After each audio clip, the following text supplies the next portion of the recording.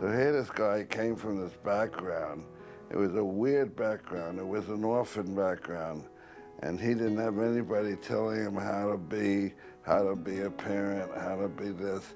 And he did it all himself. And I've always admired him for that because he's probably one of the most successful people who came out of the Hebrew Orphan Asylum. And he did learn his lessons there, and he's never forgot them. Never has forgotten his lessons.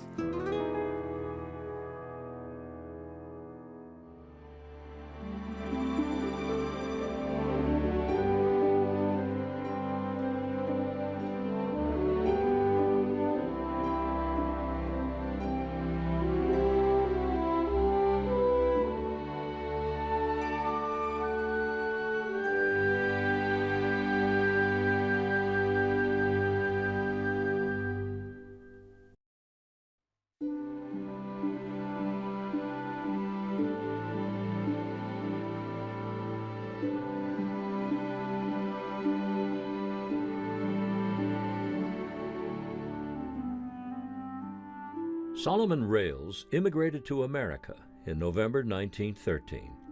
He met and married Sadie Houseman, also an immigrant, in 1922. They had 4 children. Norman was the oldest. His mother had 4 other children from a previous marriage. The family lived on Coney Island. Considering the lean times, Solomon worked doing whatever was available. Norman was born on July 19, 1923, just a few years before the Great Depression.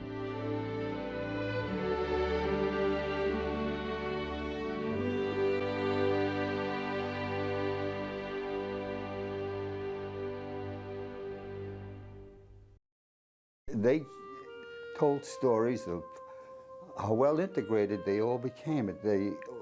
The older ones looked over the younger ones.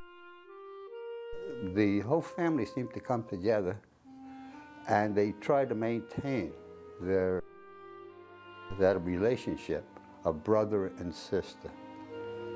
And unfortunately, the Depression came. My mother had passed away. There were 8 children, 4 of them much older than we were. When the mother passed away, there was no cohesion. They all went separate ways. There was no way to keep the family together, so Solomon made an effort to keep Estelle with him, and Norman went to live with his uncles. The older boys and girls went out to work.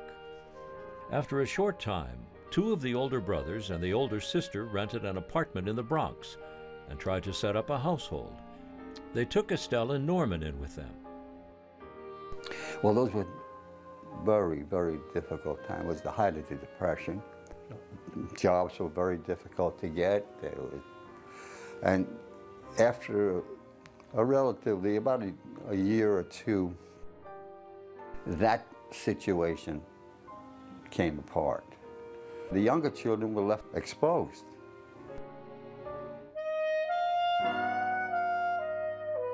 With nowhere else to turn, Norman and Estelle were placed in the Hebrew Orphan Asylum.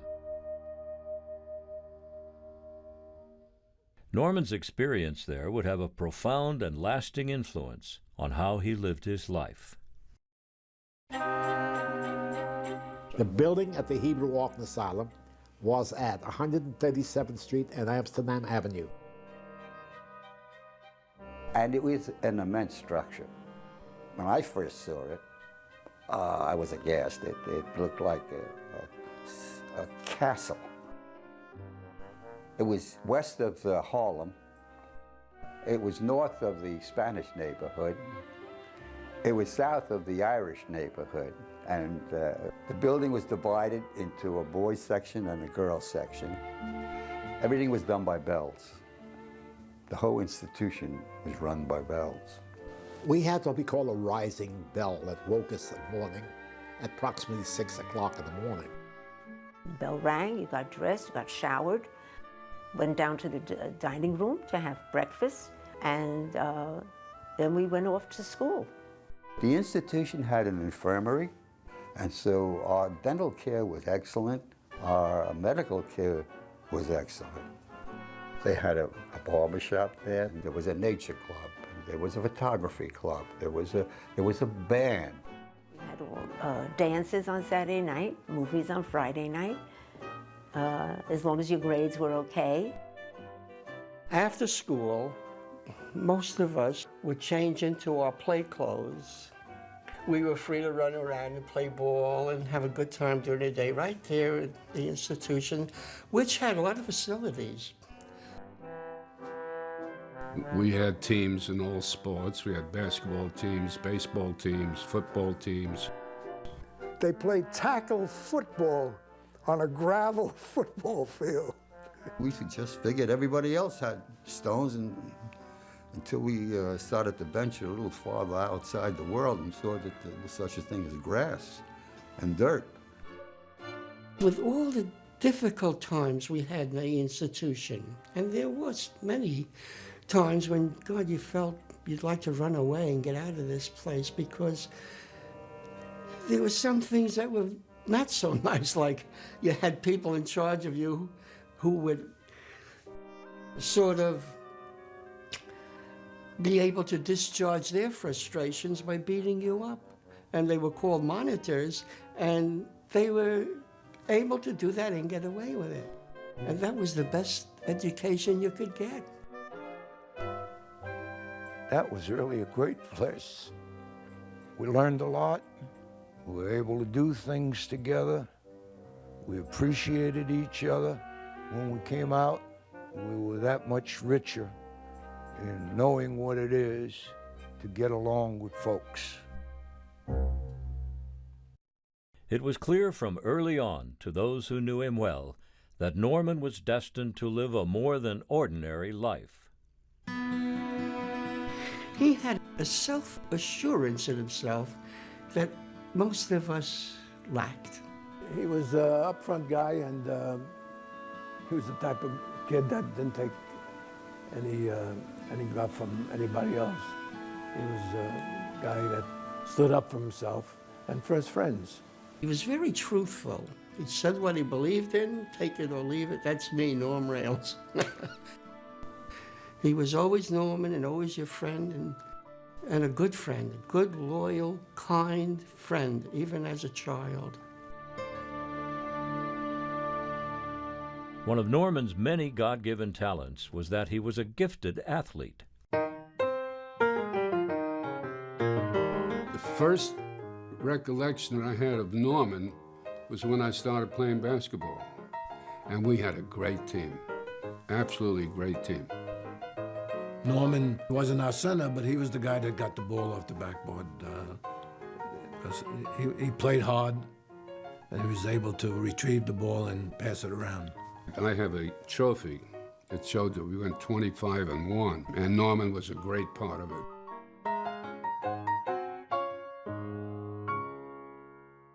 Success awaited him, but there would be many bumps along the way.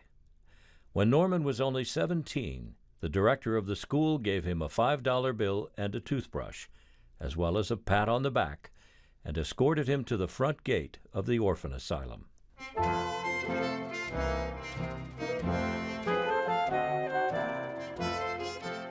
We first get out of the institution, and Norm's having a tough time making ends meet. And he used to visit me at my mother's place. And every morning, he would give me 50 cents to go out and look for a job.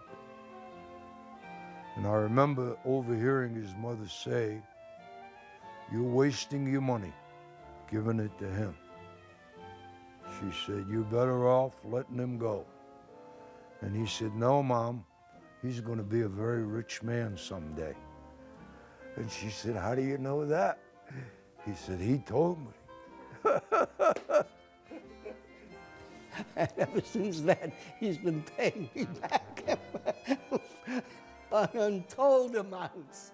And he always remembers that. Someone would say, "Why is Wiener such a good friend of yours?" He says, "He once loaned me $50."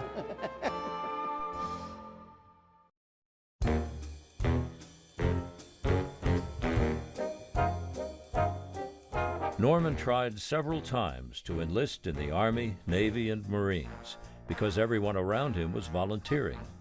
Unfortunately, due to a medical condition, he was prevented from enlisting, so he went to work in the shipyards. I went to California with a friend of mine, Danny Cole.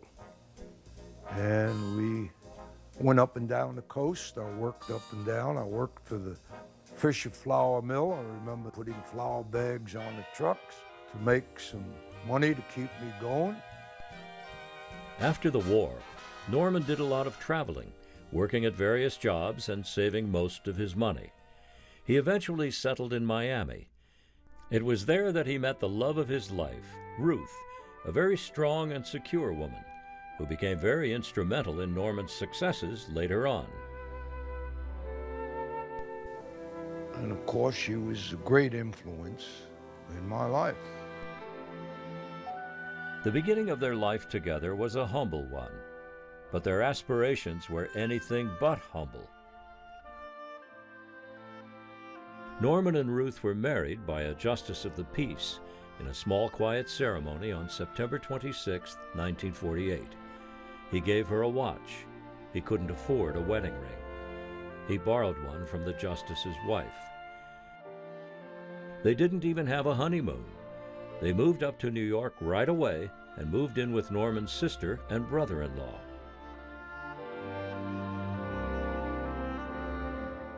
But the cost of living was high, and he and Ruth soon moved to Pittsburgh, Ruth's hometown, where he was given the opportunity to work for a home improvement business that was owned by her family. My brother-in-law George had a place of business in Oil City, Pittsburgh. And I went out there to go to work, and he said, "Here's how you do it." And he took me in his car, and you knock on the door, and you tell the people you got something very interesting for the improvement of their home. And that started me into the home improvement industry. His father-in-law was a siding salesman. And I'm sure you don't need to hear from me, you heard that his father-in-law couldn't read or write and how he did things. And Norman learned from him. And before you know it, he said, "This is my industry, there's opportunity. This is," his vision popped up. All these homes, they need this. After a short time, Norman became restless and decided to set out on his own. He was determined to shape his own destiny and make his mark.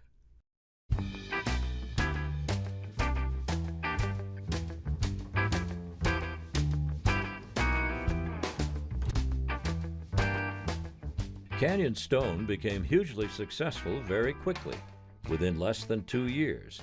The money was pouring in. Norman was on a high. Well, it came close to Christmas time, and it was at the tail end of a very, very successful year. And Norman took 35 salespeople, office personnel, chartered a plane, and flew everybody down to Florida for a 10-day vacation, which was unique, to say the least, at that time. When they all came back, it was January, a very cold January. So cold that it was almost impossible for the salesmen to call on people, but they were collecting hefty advances on commission. Norman's productive spring never materialized. A bitter February and March came, and the well went dry. So did the sales force. Canyon Stone collapsed. The very success that Norman worked so hard to achieve proved elusive. He was devastated. But like so many great entrepreneurs, Norman did not give up on his dream simply because he had a setback.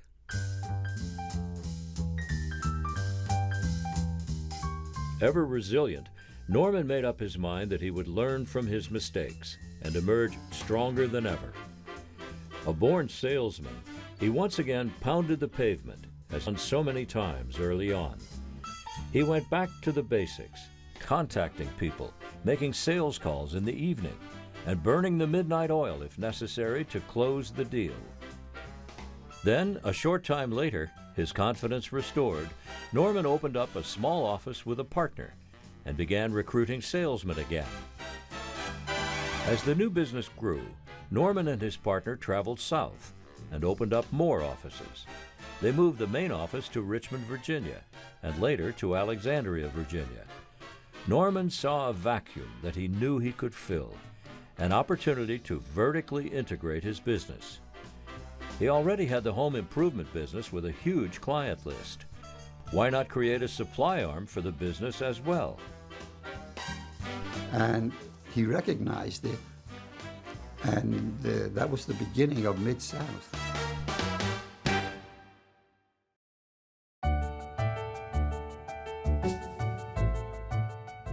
Norman came into the Washington area out of Pittsburgh. Starting a new business, he had a partner, a guy named Merv Snyder, out of Pittsburgh, and they opened up a building supply company off Wheeler Avenue in Alexandria, Virginia. After building Mid-South into a successful building products distribution company, Norman was looking for a new challenge, so he decided to sell the business. However, the future of his employees was of critical importance to him, so Norman embraced an innovative idea: employee ownership.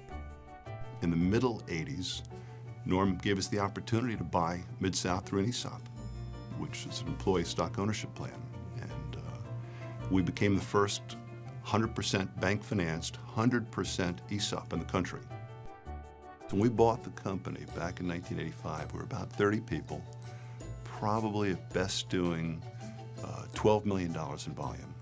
And today we've grown the business to 300 people and are doing about $100 million in volume. So it's been fantastic, and everybody has an ownership stake. So it truly is the American dream. Norman was recognized as a legend, and I'm a past legend, and we were up to give legend awards to some other people. And the leader of this whole group, prior to the presentation, pointed out that look at how Norman Rales has influenced this industry. After selling Mid-South, Norman identified other opportunities where he could put his entrepreneurial talents to work. The timeshare business is a great industry. He was one of the, not the only one of the early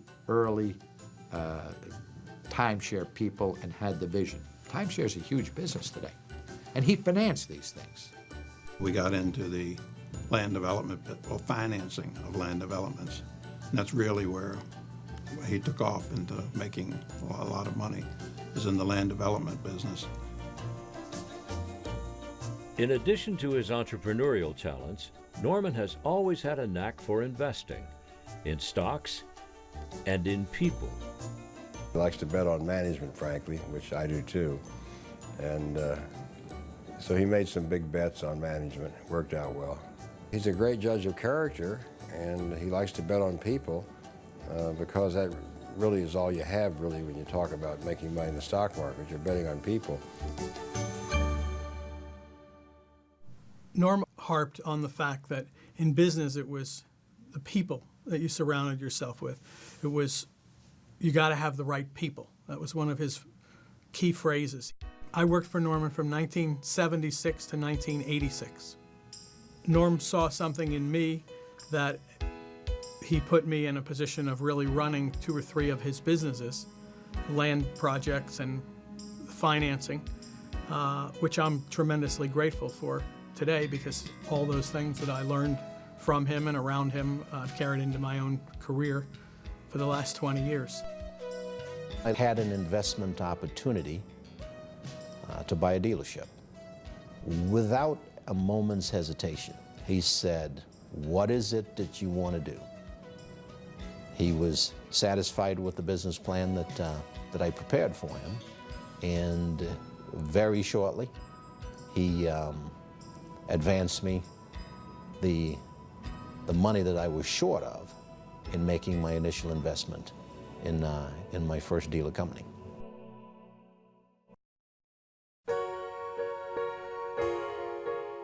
During their time in Pittsburgh, Ruth gave birth to 4 sons: Stephen, Stuart, Mitchell, and Joshua. Norman, all his life, has been a family man. The dream that he and Ruth shared, way beyond the dream of financial success, was to have a stable, loving, functional family. Norman was a wonderful father, a caring, loving father who was always working hard, but always had enough time to spend with his sons and see that his sons' friends were taken care of. And when you came to their house, to the Rails house, you knew you were going to be well fed and well taken care of. He said, nothing in the world would make me disappoint my son for being together on Sunday. He said, that's my date with my sons. I've gotten to know, I should say, of course, his sons, and I've really enjoyed that, and it's been quite an exciting experience because they're also pretty amazing people, and the apple does not fall far from the tree. He could be tough on his sons, I think, when they needed it. But boy, he was always there. He was there, 1,000% of the time. There's no question that many of the things that he taught us, you just can't be taught in a classroom. The street smarts of knowing, when it's time to, fold your cards and when it's time to bluff. He brought forth, and that's coming out of the home and all the hard energy that he learned on each corner of the street that was passed on to us. And that's not, like I said, that's not something that the Harvard classroom can teach you. He has a knack for, in fact, a magical quality for bringing out the best in people and inspiring them to reach to the highest that they can achieve. All the sons were great athletes. And in one day, Norman would see one son play in high school football, another son play in college, and then somehow or other make the Super Bowl. So he followed them to all their events and was a real hands-on father, and he was very proud of his sons. I'll never forget the opening game of my freshman year in college at a small school in Greencastle, Indiana. On the opening day, we come out of the locker room, and the first person I see is my dad, along with everybody else.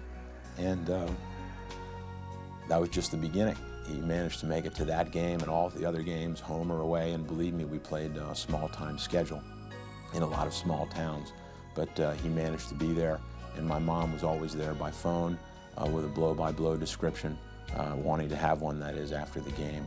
And that kind of commitment had a resounding impact on all of us. They were such a close-knit family. They were parents that stressed family life. And there was just a sense of them all nurturing off one another. And this was very good in bringing up, giving them values, family values, which they all have to this day.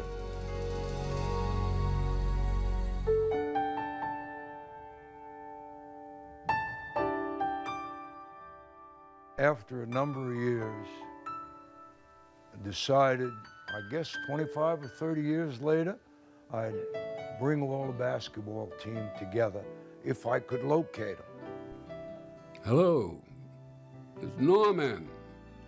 I said, for crying out loud, how are you? He said, good. He said, I wanted to talk to you about something. Norman wanted to see me about arranging for a boat to take all the men from the team out for a week at sea. Couldn't get one boat to handle all of us, so we disbanded that, and he booked us into the Fontainebleau Hotel, which at the time was the #1 hotel. The Herald picked up the meeting, had a picture of us when we were in the home. And then we took another picture of today. There was only one man missing, George Campbell, who was either a pilot, navigator, and he was lost. He was the only one. For 28 consecutive years, he has taken us on trips to different places. We've been all over, Israel, Turkey, everywhere.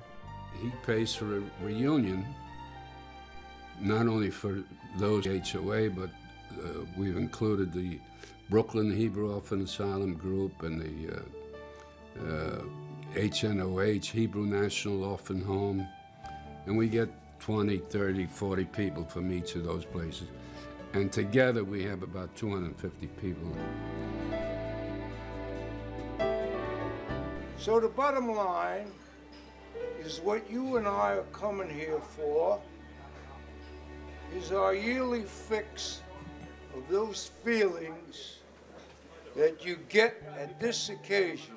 It's why I'm here and why you're here. So all of us must stay well, and I'll see you next year.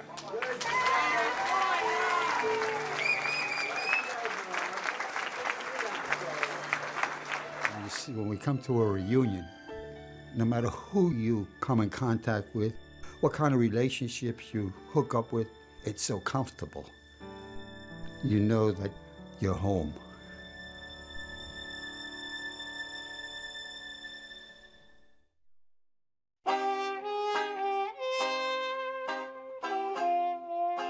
And I remember one incident in San Francisco where I wanted to get out of the hotel and I didn't have the money to pay for it. So the fella took my luggage, said, "You got to pay for this before we'll give you your luggage back." And I said, "If you have any kind of job, I'll work to work this off." And he said, "No, we don't have a job." And I was sitting in the lobby. They had a little alcove. I was sitting down, and a man walked up to me, evidently overheard the conversation, and he tapped me on the shoulder, and he said, "You look like you have a little bit of a problem, son." And I looked up at him. I said, "No, I don't have any problem." He said, I overheard the conversation, and I'd like to help out." And he whipped out a $10 bill, which was like 1,000 in those days. And he said, "Here, this will help you." He said, "I'm from Montana. And we in Montana know that if somebody has a problem, we want to help them with it if we can." I said, "Well, let me have your name and address, and I'll mail it back to you." He said, "No."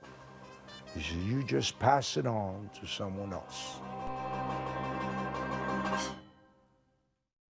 There's a word which is altruistic, and if you look it up in the dictionary, there's a picture of Norman right next to the word, and it means someone who gets more pleasure out of doing something for someone else without expecting or receiving anything in return. And that's really my memory of Norman. We're standing on the Siemens campus here in South Palm Beach County. It's the location of the Ruth Rales Jewish Family Service, and that agency is a very distinguished agency, and it really epitomizes who Norman and Ruth are and what they've done for the people in this community. They're giving, caring, philanthropic, and very loving people to their own family and grandchildren and to this community. After my father passed away, we started a foundation to raise money for pancreatic cancer, which is what my father passed away from. And Mr. Rales has always contributed, and as a matter of fact, probably at least 2 times a year, just out of the blue, I'll get a note with a check. With Norman, there were never racial or religious boundaries. I'm at the church late at night, and we got an incoming call, and it was for me. It was Mr. Rales. He was calling for me, and apparently he had tried to reach me that night by calling at home, and my wife told him that I was at the church, and I was collecting money for the church. And then he paused for a minute. He said, "What's the name of your church?"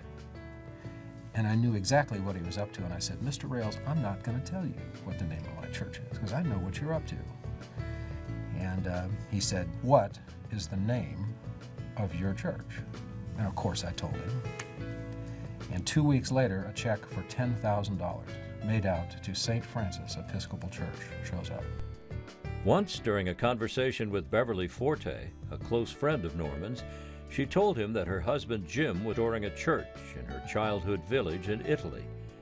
Very soon after, Norman sent Jim a substantial contribution to the restoration.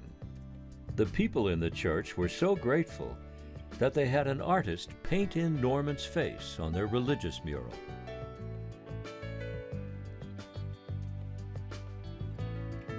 We have JARC homes, with Jewish Association for Residential Care, and one of the people from the orphanage died and had a son who was minimally handicapped, and Norman made sure that this young man got into one of these homes so he could have a quality of life and no one had to worry what was going to happen to him. And Norman did lots of little things that, because of my position, I was aware of, that nobody else knew about, and he never wanted anyone to know about. He'd also call me sometimes and say, I have 20 tickets or 25 tickets to a ball game. Can you find 25 needy kids to go to the game?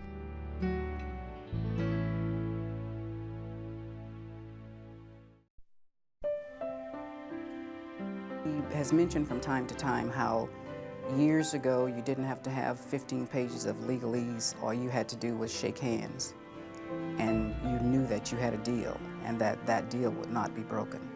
So I think his honesty is probably the thing I admire most. One of the main things he taught me in life, and I'll always, to be honest.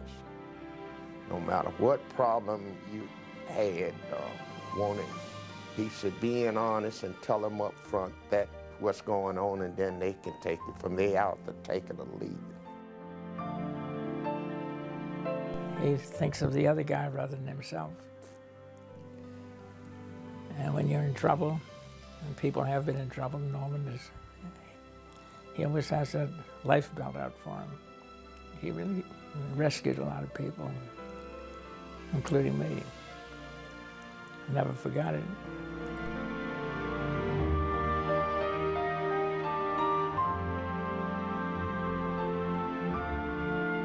If you can talk with crowds and keep your virtue, or walk with kings, nor lose the common touch,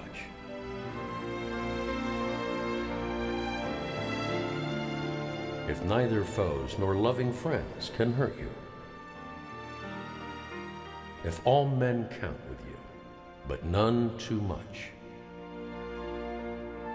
if you can fill the unforgiving minute with 60 seconds worth of distance run,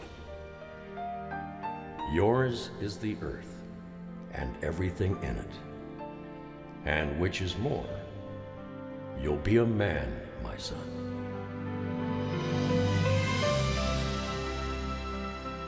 Norman, I'm familiar with your humble beginnings and your tremendous success in the business world. More importantly, however, I'm familiar with what a wonderful family Ruth and you have raised.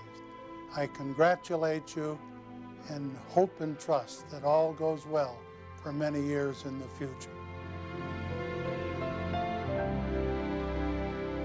Everybody admires him, not for his dough, because everybody has some dough, but because this guy, his heart is in the Hebrew Orthodox Arm, and it will always be there.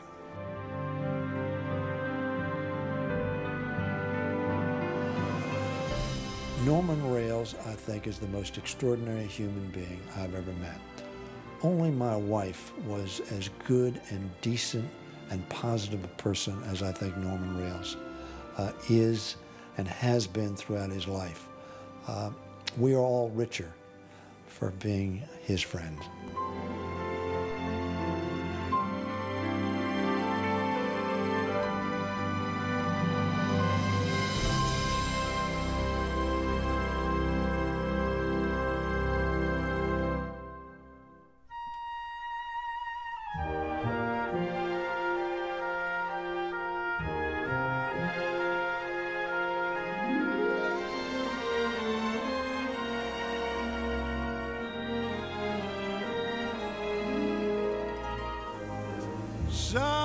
Somewhere over the rainbow,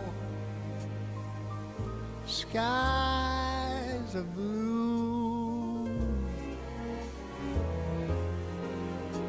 and the dreams you dare to dream.